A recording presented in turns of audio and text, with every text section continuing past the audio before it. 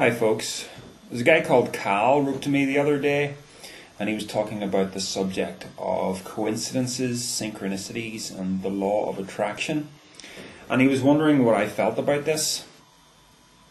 So, are the events of life completely meaningless, completely arbitrary?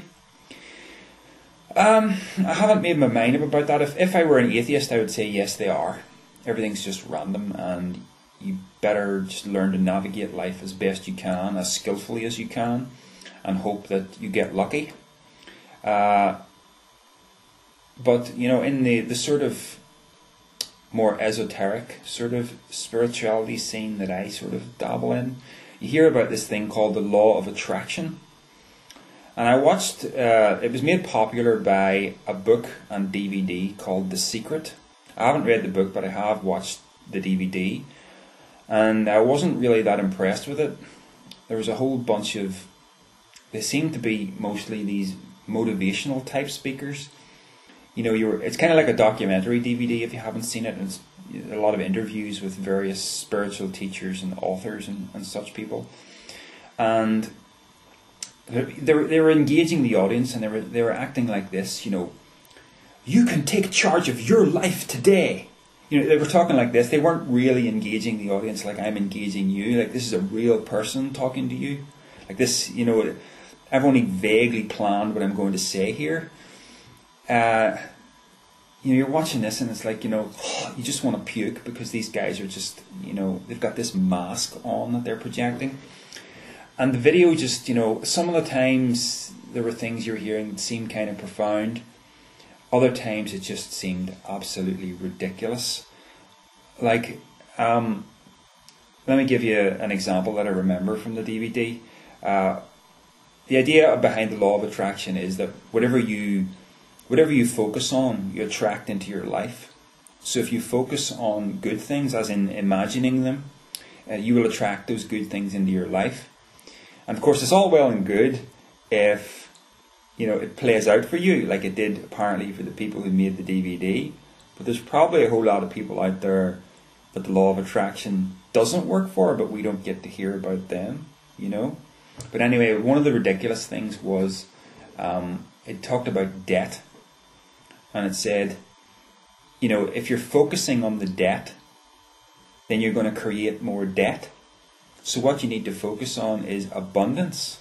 And then you will create abundance. In other words, if you just think about wealth, you will pull wealth into your life. Events will conspire to help you gain wealth. And it's not, of course, the idea that God is bringing you this. It's the idea that I have some sympathy with. The idea that ultimately, beyond our own consciousnesses, we're all connected in some way. So, if you just wish really hard for good things to happen, then good things will happen.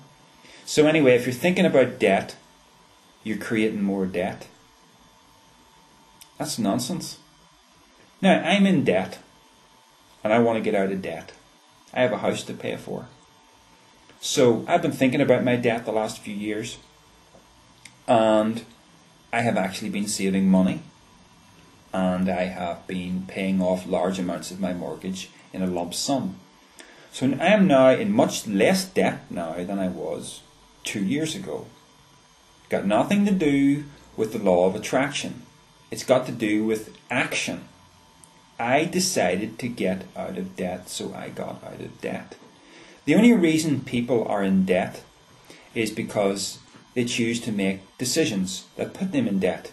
It's that simple. It's got nothing to do with forces that are outside of your control, that you learn to control through the power of your imagination and your desires. If you make bad decisions about money, you will get in debt. If you make good decisions about money, you will clear your debt. It's that simple. So this thing about the law of attraction, I don't know, folks. I'm highly skeptical. One thing I did notice about the video was that it seemed to be somewhere along the lines of a watered down version of ritual magic, the sort of thing you would read about in the Satanic Bible. And I'm not trying to make any deliberate connection between that DVD and Satanism. I'm just saying that, you know, when I do research about esoteric things, I tend to notice when one thing is saying the same thing as another thing in different words. And, you know, the general principle behind the working of magic as a ritual is using strong desire. And, you know, this seems to be, you know, using visual aids such as your imagination, or, you know, something else. Like, for instance, you know, there was the example of the kid who wanted the bicycle in the DVD, and he spent all his time looking at pictures of the bicycle. I can't remember exactly what he did, but he may have been making drawings and stuff. You know, all of that is a magical act, in the sense that you are focused on a goal that you're trying to bring into reality. And if there is any truth to this idea of the law of attraction, it's the same thing as ritual magic, I think. I've talked about this in other videos. You know, it's essentially the same thing. You're trying to use imagery and desire to accomplish your will. And what was that definition of magic that Aleister Crowley said? It was something like the science and art of causing change to occur in accordance with the will, something like that. So it's all the same thing. It's all magic. And magic is just a word, of course. You could call it something else, but the word that we have is magic, that some people write with a K. So I don't know. I haven't made my mind up about the law of attraction. Sometimes I think that events have conspired to shape my life in a certain way based on my desires. But at the same time, most of the time when I have desires for things, I'm also doing actions that help to bring about those desires. I'm not just resting on my laurels doing nothing.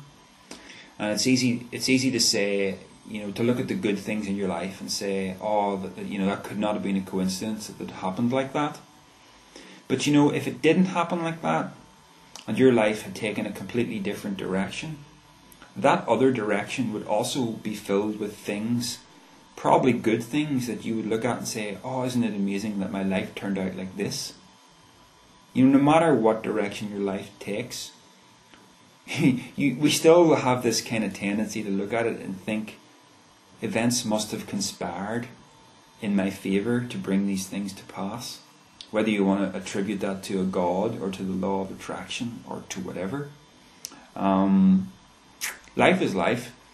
I tend not to worry too much about it. I tend just to... My desire really is to be as self-realised as I can possibly be. And that means casting as many illusions out of my mind as I possibly can. The illusion of a God who cares for people, that has just got to go. And so what I'm left with is the possibility that it all is completely random and uncontrolled, or that there is possibly a reality to the law of attraction.